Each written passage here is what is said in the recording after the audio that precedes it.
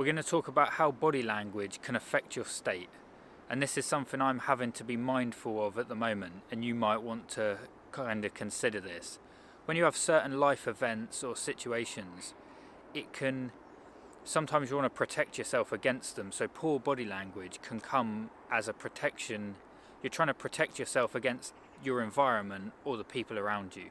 So you might be in a situation where you don't want to face something, or you don't want to talk to somebody, and poor body language is your way of trying not to face it, sort of thing.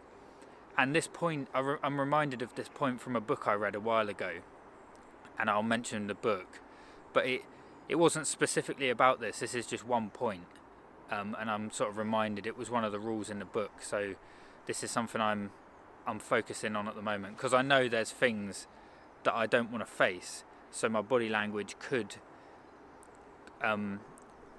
become a problem. And in the past, when I was overweight, I've used this. I would try and hide the fact that I'm overweight by making myself smaller. So that's a body language thing as well.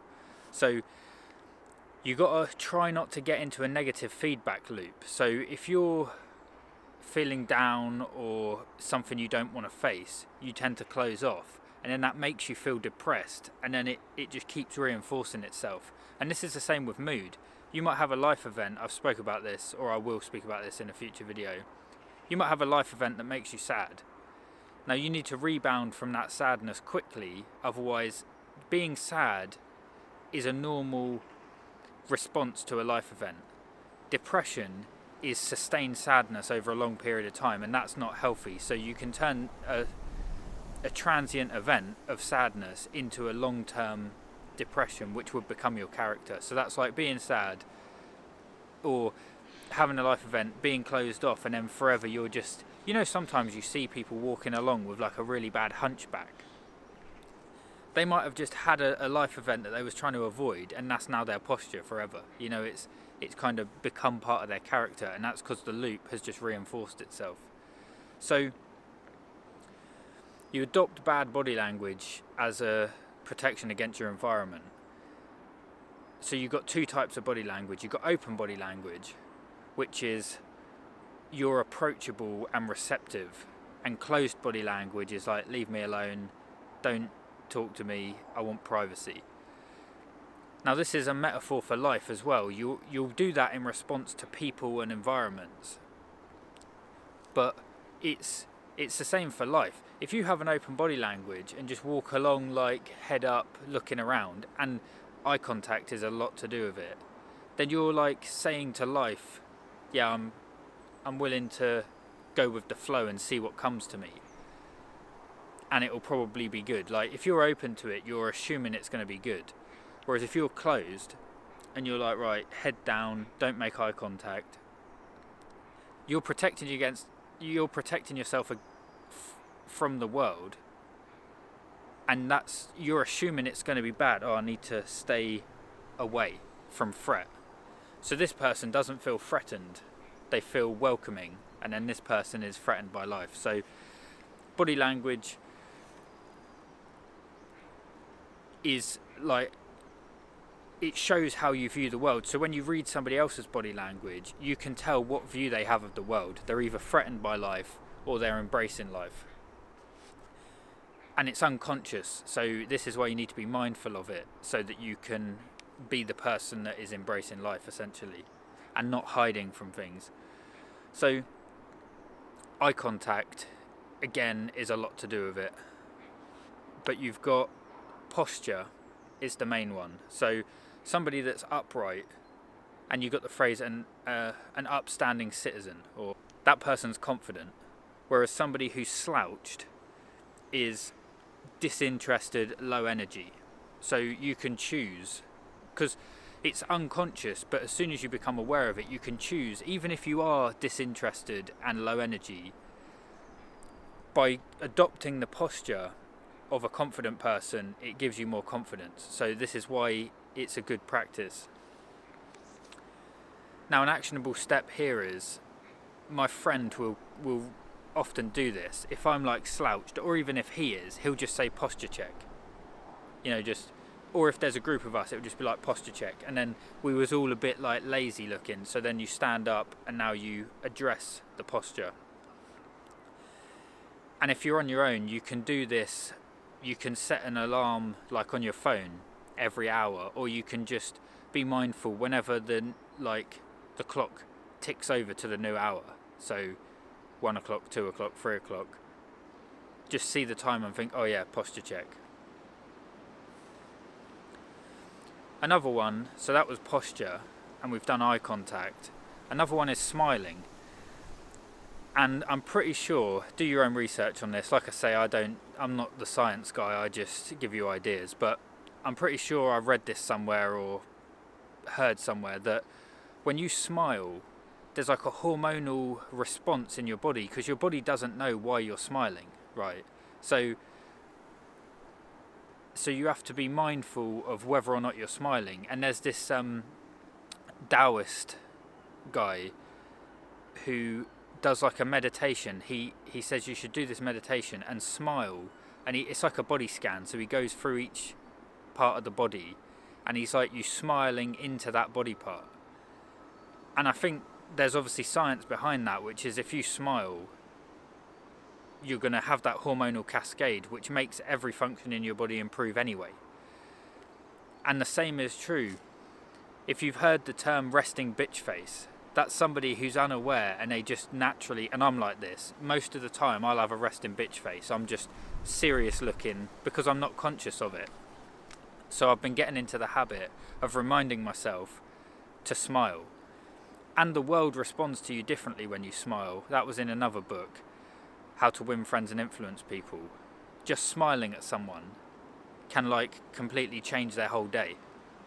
Or you could not, and then you miss out on like the benefits for you and that person. So if smiling can affect, it's like a yawn. Yawns are infectious, and I think smiling is the same thing. So that's another like thing you can implement, because I've been meditating before I go to bed to improve my sleep, and I'll just be sat there like not smiling essentially, and then I'll catch myself and then I'll smile, and you can feel the difference in your body. So this is kind of like a fake it till you make it practice. So you might actually be sad, but you can hijack your brain's, like I'm pretty sure dopamine or serotonin or whatever good feel-good chemicals get fired off in your brain when you're happy will get fired off if you just smile. So you can hijack the happiness response by tricking yourself. So I hope that makes sense. So yeah, smile. That's the point there. And I see this as gratitude. So I can link, I haven't really heard this link been made before, but you can link it back to gratitude. So poor body language is like you're ungrateful for life and everything around you because you're trying to avoid it and not be part of it. Whereas the open body language is a form of gratitude. It's like I'm looking around, I'm grateful for the life events. And the argument is, well, if life is not very good for you at the moment, or the events or people or situations are difficult, then why not adopt that?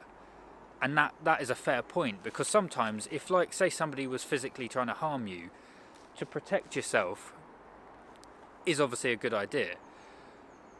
But in life, most threats are perceived threats and they're stressors, so it's unlikely that somebody's physically trying to attack you, and if they are, then protect yourself. But life tends to attack us in a perceived way. It's not physical, so there's no point, there's no need to physically protect yourself. And the point is, you have to adopt the confident body language in the face of the hard thing, and then you become confident and you can deal with it. So again, that's a positive reinforcement loop. So life's hard, I'm gonna have my chest out. Oh, that was the book, Jordan Peterson, 12 Rules for Life.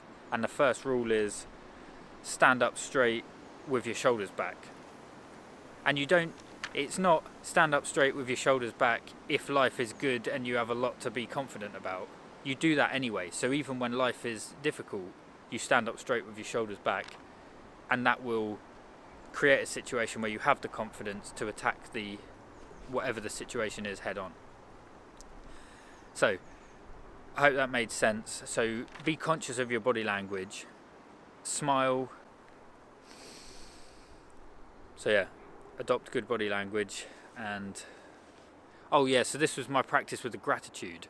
So your body language normally deteriorates as you're being ungrateful for things. So you would say, oh, I've got to see this person today and I don't want to. So you're ungrateful.